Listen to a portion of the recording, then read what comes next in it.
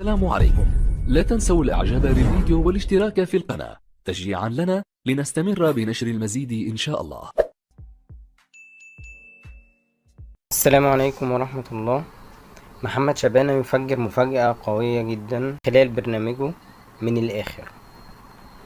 وضح محمد شبانة وقال: أنا هقول لكم يا جماعة مين اللاعب اللي الزمالك عمال ينقر عليه ويقول في صفقة مدوية هجيبها من النادي الأهلي.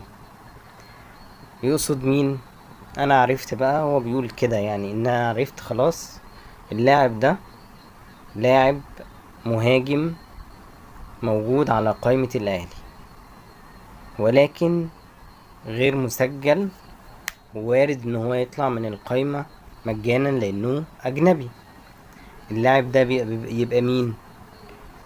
يبقى والتر بواليا، مهاجم الاهلي اللي كان خده من موسمين ولكن لم يوفق ولم يظهر بالمستوى الجيد، فكان الاهلي بيعيره. وهو دلوقتي في انتظار ان هو يتسجل في الاهلي، يا اما هيبقى غير مسجل ويطلع فري. الكواليس اللي بيقولها محمد شبانة ان هو فعلا تم الاتفاق سريا مع الزمالك على كل شيء، في انتظار موقف الاهلي في تسجيله في القائمة ولا لا،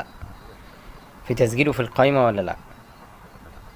بعد اللي حصل وبوظ الصفقة ان الاهلي عرف عن طريق واحد زملكاوي بس ما بيشتغلش في قناة الزمالك او ما بيشتغلش في الزمالك، واللي عرف ده بلغ الاهلي، فالاهلي ابتدى يعمل احتياطه وحط اللاعب على قائمة الانتظار الموسم ده كله.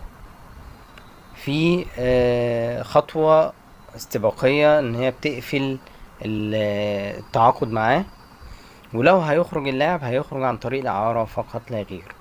هو طبعا اللعيب كان رافض الإعارة